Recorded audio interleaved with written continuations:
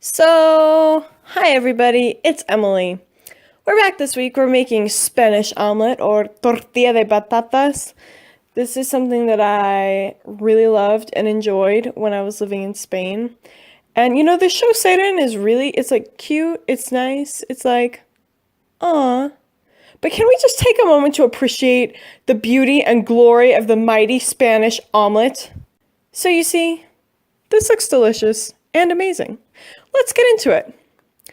For the ingredients, you're going to need some yellow potatoes. Are these yellow potatoes? Golden potatoes, an onion, a couple cloves of garlic, salt and pepper, of course, and about a cup of olive oil, and I think I use 7 eggs here. 7 eggs if they're small, 6 eggs if they're like extra large.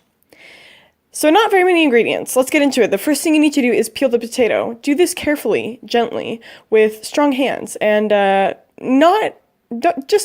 do this. Or are they being like, no, no, no.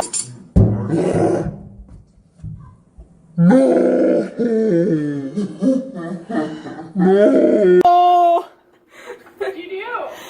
I dropped my potato down the garbage disposal.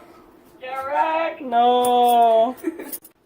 Once all your potatoes are peeled, you then want to get a cutting board ready to go because we need to work on the onion. You want to take the ends off the onion and then peel it, set it aside.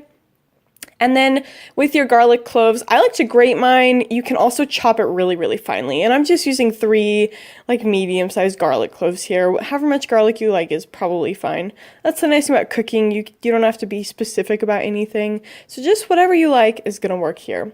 And then I have a mandolin slicer, which just helps me cut the same size slices for everything. And we're going to use this with the onion and with the potato. Now, if you don't have one of these things, it's totally fine. You can just cut it by hand.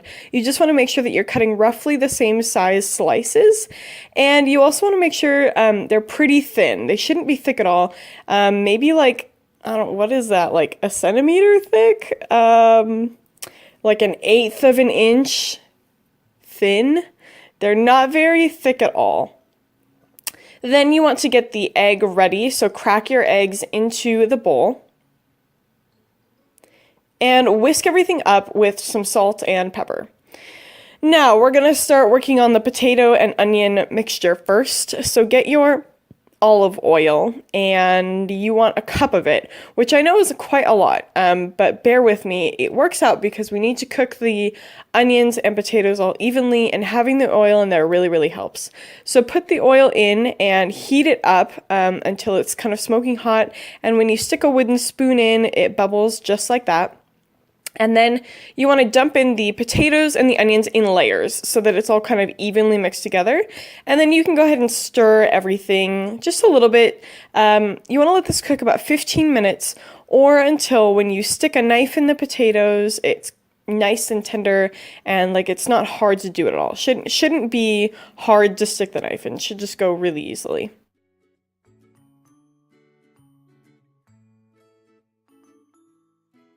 Just like that. So when you're happy with this, what you want to do is carefully turn the heat off under the pan, and you want to drain it over a bowl. You only need to do this if you want to save the olive oil. If you don't want to keep the olive oil, you can just throw the oil away. You don't need to save it like I'm doing right here in the bowl underneath the colander. I can't talk today. Don't know what is going on. But you want to let those cool down about 5 minutes and then pour them into your egg mixture. And we're going to stir everything together just so it's nice and the potatoes and the onions are nice and covered in that eggy mixture. And let it sit for about 10 minutes. Then reheat some of that oil or get some new oil in the bottom of your pan until it's smoking hot. And you want to pour all of the onion, egg, and potato mixture in. This should be over a medium-low heat. Mine was a little high to start. You want to flatten everything out and let it cook maybe about 8 minutes until the top is pretty dry. 8 to 10 minutes. Then you want to put a dinner plate over your pan.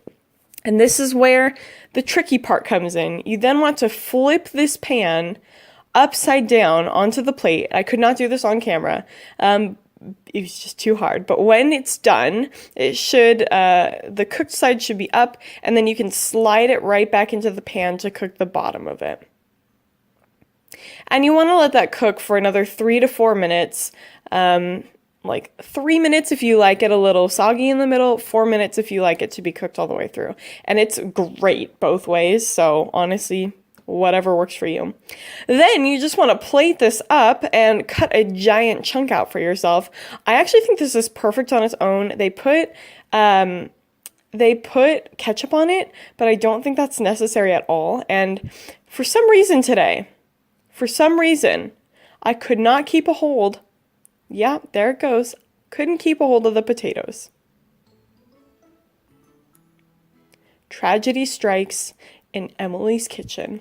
Don't know what that was all about. Anyway, this is a really simple dish. So good. I ate half of it, no joke, in one sitting.